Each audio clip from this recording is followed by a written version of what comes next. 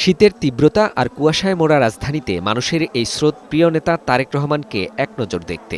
সারা দেশ থেকে আসা নেতাকর্মীরা ঢাকার প্রবেশদ্বারে নেমে পায়ে হেঁটে কেউ সমাবেশ স্থলে, আবার কেউ বা বিমানবন্দর সড়কের পাশে অবস্থান নেন।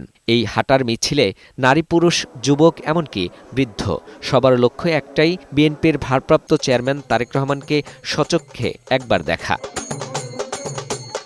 বেলা বাড়ার সাথে সাথে মানুষের কোলাহলে কানায় কানায় পূর্ণ হয়ে যায় রাজধানীর বিমানবন্দর থেকে জুলাই ৩৬ এক্সপ্রেসওয়ের স্টেজ পর্যন্ত। মূল সড়কে চোখ যেদিকে যাচ্ছে সেদিকে নেতাকর্মীদের কারো মাথায় ক্যাপ, গেঞ্জি, কারো হাতে ব্যানার, ফেস্টুন, তা নিয়ে সড়কে অবস্থান। শুধু তাই নয়, পূর্বাচল সমাবেশ স্থল থেকে শুরু করে গুলশান পর্যন্ত ছিল দলীয় নেতাকর্মীদের উপস্থিতি। তারেক রহমানের প্রতি ভালোবাসা, দেশনেত্রী বেগম খালেদা জিয়ার প্রতি ভালোবাসা থেকেই সাজবে। আমাদের দেশনায়ক জনাব তারেক রহমানকে আমরা দেশে ফিরিয়ে আনতে পেরে আমরা অত্যন্ত আনন্দিত এবং গর্বিত। বাংলার মাটি সে হাতে নিয়েছে, এ দিয়ে প্রমাণ করে যে ভবিষ্যৎ প্রজন্ম মাটির কাছে ঋণী থাকবে এবং তার কাছে ঋণী থাকবে। নানা স্লোগানে চারপাশে তৈরি হয় উৎসবের আমেজ। নেতাকর্মীরা জানান তাদের আবেগ আর ভালোবাসার কথা।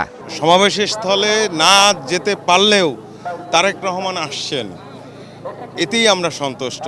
আগামী দিনের ভবিষ্যৎ স্বৈরাচার মুক্ত বাংলাদেশ গড়ার জন্য তারেক জিয়ার দরকার। তরুণ সমাজ প্রমাণ করে দিয়েছে তারেক রহমানই বাংলাদেশের ভবিষ্যৎ রাষ্ট্রনায়ক। এ সময় নেতাকর্মীরা বলেন, তারেক রহমানের এই প্রত্যাবর্তন শুধু দলীয় নেতাকর্মীরা নয়, সাধারণ জনগণও মেনে নিয়ে রাজপথে এসেছেন। ষড়যন্ত্রমূলকভাবে মিথ্যা মামলা দিয়ে আজকে নির্বাচনে রাখা হয়েছিল।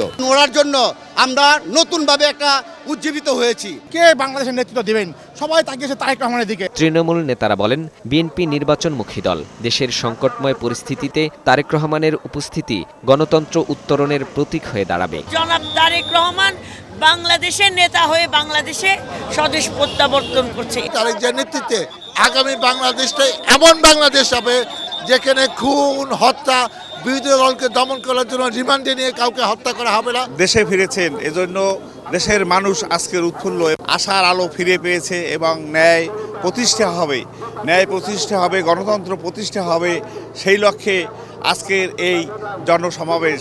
দীর্ঘ দেড় যুগ পর দেশে ফেরা তারেক রহমানের জন্য গণমানুষের এই ভালোবাসাকে ঐতিহাসিক বলছেন নেতাকর্মীরা। ফাহিম মুনাইম, বৈশাখী সংবাদ, ঢাকা।